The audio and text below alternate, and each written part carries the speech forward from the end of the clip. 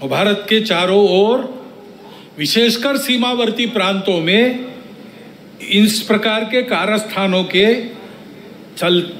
चलते क्या क्या हो रहा है हम देख सकते हैं। समय पर हमको जागना है। हमारा देश सांस्कृतिक एकात्मता के अधिष्ठान पर खड़ा है। अंडरलाइंड कल्चरल यूनिटी, ऐसा हमारे संविधान निर्माताओं ने भी अन्यत्र भाषणों में कहा है।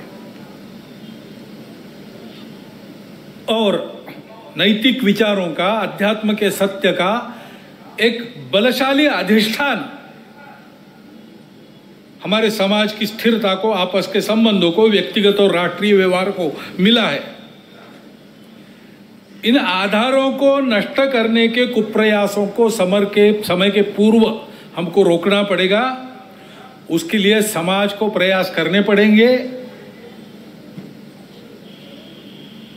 एक ऐसा राष्ट्रीय नैरेटिव चलाना पड़ेगा, उसके लिए योजना बनानी पड़ेगी। कानून संविधान की मर्यादा में रहते हुए, अपने सांस्कृतिक अधिष्ठान पर पक्का रहते हुए हमको इसकी योजना बनानी पड़ेगी, क्योंकि समाज को सुरक्षित रखने के लिए इसी का उपयोग होगा। संस्कारों का क्षरण इन विभेदकारी ताकतों को पुष्ट करता है, और वो बलवान होती है तो वो भी संस्कारों के क्षरण का कारण बनती है।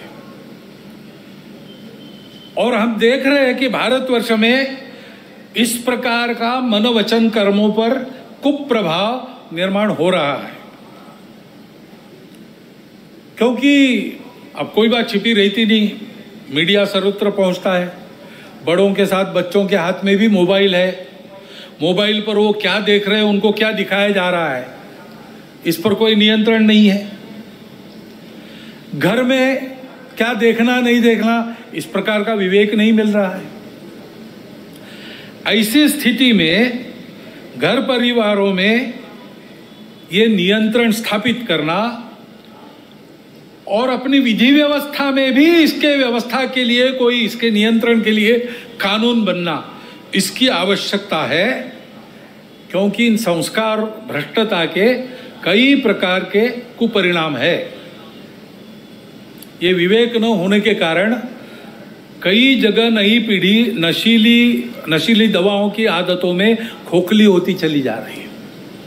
कहीं पर दिखता है, कहीं पर नहीं दिखता है। कहीं कहीं पर ऐसा भी हो गया है कि कोई नशीली दवा जो नहीं लेता उसको पिछड़ा माना जाता है। इस प्रकार का वातावरण भी उत्पन्न हो रहा है। और हम देखते हैं कि हमारे देश की परंपरा क्या है, हमारा देश कैसा है। एक द्रौपदी के वस्त्र को हाथ लगा, महाभारत हो गया। एक सीता का हरण हो गया, रामायण हो गया। यहां पर कैसी घटनाएं घट रही है।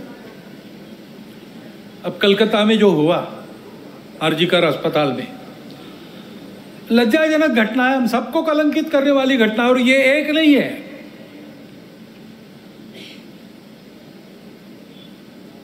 घटनाएं होती है, उसका नियंत्रण वगैरह करना। जैसे वहां खड़े हो गए समाज के सब लोग डॉक्टर लोगों के साथ, घटना होने ही नहीं देना, इसलिए चौकन्ना रहना चाहिए, सुरक्षा देनी चाहिए। परंतु होने के बाद भी वहां जिस प्रकार से टालमटाल का प्रयास हुआ, अपराधियों को संरक्षण देने का प्रयास हुआ, ये जो अपसंस्कृति फैली है, उसके साथ अपराध और राजनीति का जो गठबंधन हो गया है, उसके ये परिणाम है। हमारी सांस्कृतिक देन है ये दृष्टि जो कहती है मातृवत परदारेश, पराई स्त्री माता समान है, जिनसे प्रबोधन प्राप्त होता है परिवार में, अपने परिवार के जनों से प्राप्त होता है, और माध्यमों के द्वारा जाने अनजाने समाज इनसे ग्रहण करता है। वहां यह भान रहना चाहिए कि हम क्या परोस रहे।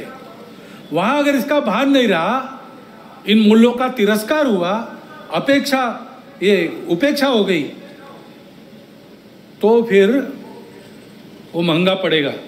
और इसलिए वहां पर इसका भान रहे और मूल्यों का प्रबोधन हो, इसके लिए हमको व्यवस्था करनी पड़ेगी। ये जो परिस्थिति सारी चल रही है उसमें हम देखते हैं कि सारे खतरे संस्कार भ्रष्टता के कारण और आपस में अलगाव की हवा बहती है, उसमें बह जाने के कारण देश में सर्वत्र आप देखिए, सीमा से लगे पंजाब है, जम्मू कश्मीर है, लद्दाख है, समुद्री सीमा पर केरल है, तमिलनाडु है और बिहार से मणिपुर तक पूरा पूर्वांचल है, अस्वस्थ है। मूल कारण यही है, इन प्रदेशों में ये सारी परिस्थिति उपस्थित है। और फिर ये भी हम देखते हैं कि कट्टरपन को उकसाकर उपद्रव किए जाते हैं, ये भी परिस्थिति है। बहुत सारे असंतोष के कारण इतने बड़े समाज में हो सकते हैं। ट्रैफिक जाम हो गया तो वो भी असंतोष का कारण बनता है। असंतोष को व्यक्त करने के रास्ते भी हमारे संविधान ने बताए हैं। प्रजातांत्रिक रीति से हमको जो अच्छा नहीं लगता उसका विरोध हम कर सकते हैं, करना भी चाहिए। अगर अपने को अच्छा नहीं लगता चुप रहो, ऐसा कोई नहीं कह सकता, परंतु उसकी एक पद्धति है, उसका पालन होना चाहिए। उसको ताक पर रखकर कानून संविधान को छोड़ते हुए कहीं किसी ने कुछ किया, पूरे समाज को जिम्मेवार मानकर ये जो उपद्रव होते हैं, इसको असंतोष के जगह गुंडागर्दी करना ज्यादा अच्छा है। ये गुंडागर्दी होती है और कहीं कहीं ये हो जाती है समाज के कट्टर स्वभाव के कारण, अथवा कहीं कहीं इसको कराया जाता है। कभी कभी समाज करता नहीं, उपद्रव करने वाले आके करके चले जाते हैं।